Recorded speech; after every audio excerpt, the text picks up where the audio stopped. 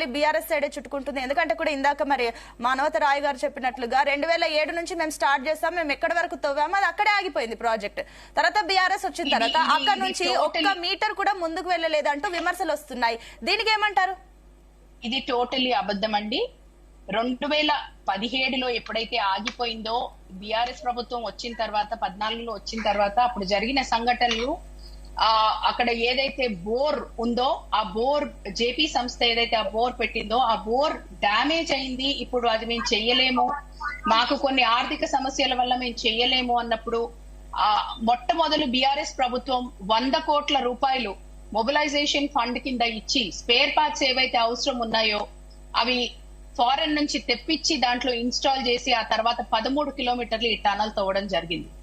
మీరు ఒక్క విషయం గుర్తుపెట్టుకోండి, ఈ రోజు 100 మాటలు మాట్లాడొచ్చు, ఇప్పుడు నేను టు ద పాయింట్ మాట్లాడతాను. గతంలో ఏం జరిగింది దాని సంగతి మనం అందరం తర్వాత చర్చించుకుంటాము. దీంట్లో జరుగుతూనే ఉంటాయి వాదాలు. కానీ ఒక మాట చెప్పండి, మీరు ఒక ప్రాజెక్టు ఆగిపోయినప్పుడు ఆ ప్రాజెక్ట్ పనులు పునరుద్ధరించాలంటే దానికి కొన్ని సంస్థల నుంచి మీరు తీసుకోవాల్సిన ఎన్ఓసీలు కానివ్వండి, ఆ సంస్థల దగ్గర నుంచి మీరు తెప్పించుకోవాల్సిన కొన్ని రిపోర్ట్స్ కానీ ఉంటాయి. మీరు అటువంటి రిపోర్ట్స్ ఈ ప్రభుత్వం ఏమన్నా తెప్పించిందా? జియోలాజికల్ సర్వే ఆఫ్ ఇండియా, ఎందుకంటే మీరు ఇది దాదాపు 45 కిలోమీటర్ల టనల్, అక్కడ డిఫరెంట్ కైండ్స్ ఆఫ్ సాయిల్స్ ఉంటాయి. సాయిల్ టెస్టింగ్ చేశారా? ఎందుకంటే ఈ టనల్లో మీరు ఒక్కటి గుర్తుపెట్టుకోవాలి, మిగతా టనల్స్ తో కంపారిజన్ చేస్తే వేరుగా ఎందుకుందంటే ఇలాంటి సొరంగ మార్గాలు తవ్వినప్పుడల్లా ఏంటంటే కొన్ని కిలోమీటర్ల తర్వాత దాంట్లో గ్యాప్, అంటే ఈ బయటికి రాకపోకలకు ఎగ్జిట్ కి ప్లాన్ చేస్తారు. కానీ ఇది టోటల్ వైల్డ్ లైఫ్ ప్రాంతం నుంచి, అటవీక ప్రాంతం నుంచి పోతోంది కాబట్టి ఇక్కడ అలాంటివి ఏవి జరగలేదు అని చెప్పి టన్నల్ ప్రారంభం చేసినప్పటి నుంచే ఇది ప్రతి ప్రభుత్వానికి అవగాహన ఉంది దీని మీద. కానీ అలాంటప్పుడు మీరు మళ్ళా ప్రాజెక్ట్ స్టార్ట్ చేస్తున్నారు అన్నప్పుడు జియోలాజికల్ సర్వే వాళ్ళ దగ్గర నుంచి రిపోర్ట్ తీసుకున్నారా? ఇంకా వేరే సంస్థల దగ్గర నుంచి మీరు ఏవైతే గో హెడ్ అని చెప్పి ఎన్ఓసీలు తీసుకున్నారా? లేకపోతే మా ప్రభుత్వం ఏదో చేస్తుంది, మేము ధీరులం శూరులం అని ప్రపంచానికి తెలియచేయాలని చెప్పేసి అనాలోచితంగా మొదలు పెట్టేసి ఆ నిర్లక్ష్యం వల్ల ఈ రోజు ఈ సంఘటన జరిగిందా అన్న విషయం మీద మీరు ఆలోచించాల్సిన అవసరం ముఖ్యంగా ఉంది.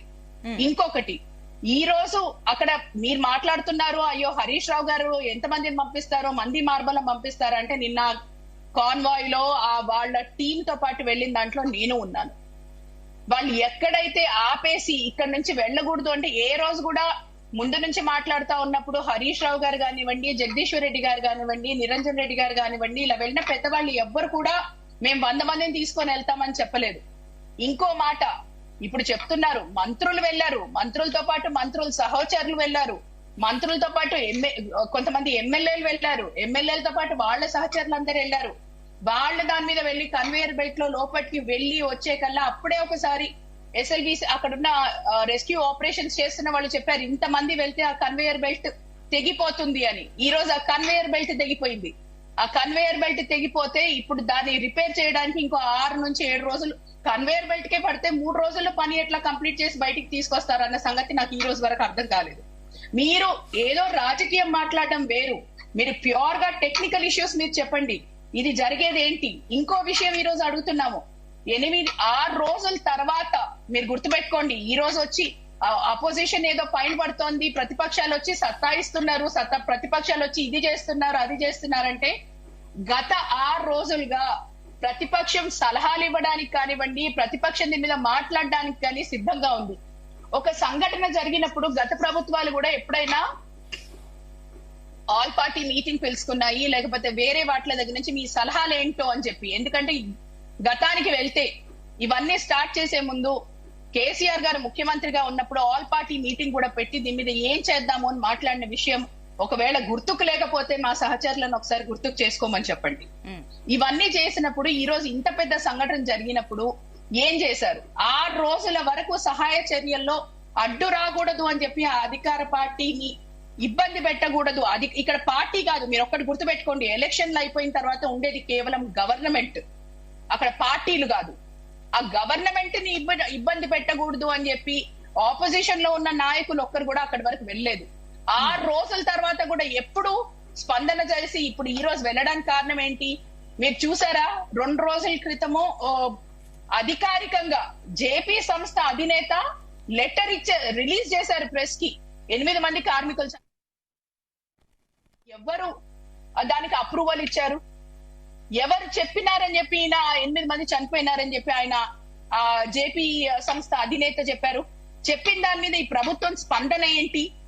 అక్కడ వాళ్ళ కుటుంబాలు నిన్న పెద్దలు వెళ్ళి కలిస్తే వాళ్ళు ఏడుస్తా ఉన్నారు. అక్కడ ఉన్న కొంతమంది కార్మికులు చెప్పారు, మేము నైట్ డ్యూటీలో పనిచేసే వాళ్ళం, మేము ఆల్రెడీ చెప్తున్నాము కూల్తోంది వద్దు అంటే బలవంతం మీద మిగతా వాళ్ళని పంపించారని. సో ఈ రోజు బలవంతం మీద పంపిన దాంట్లో నేను కొంతమందిని బయటికి తీసుకొచ్చాను, మిగతా వాళ్ళు దాంట్లో ఇరుక్కుపోయారంటే 8 మంది ప్రాణాలు కాదా? ఆ ప్రాణాలు కాపాడే బాధ్యత ప్రభుత్వం మీద లేదా?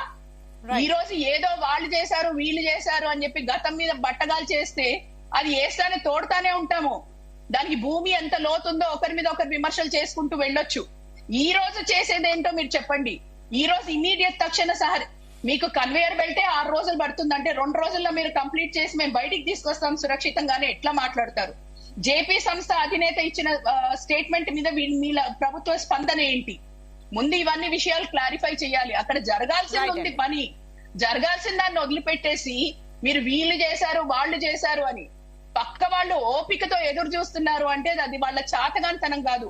మీకు ఒక అవకాశం ఇవ్వాలి. ఇప్పుడు ఎక్కడున్న 8 మంది ప్రాణాలు చాలా ముఖ్యం, వాళ్ళని బతికి బయటికి తీసుకురావాలి అన్న కోరిక మా అందరికీ ఉంది. భగవంతుని కూడా మేము ప్రార్థిస్తున్నాం ఆ విషయంలో. నిన్న మొత్తం అక్కడ ఉండి జరుగుతున్న సంఘటనలన్నీ కళ్ళతో చూసాం కాబట్టి మేము ఈ మాట చెప్తున్నాం. ఓకే అండి, ఎస్.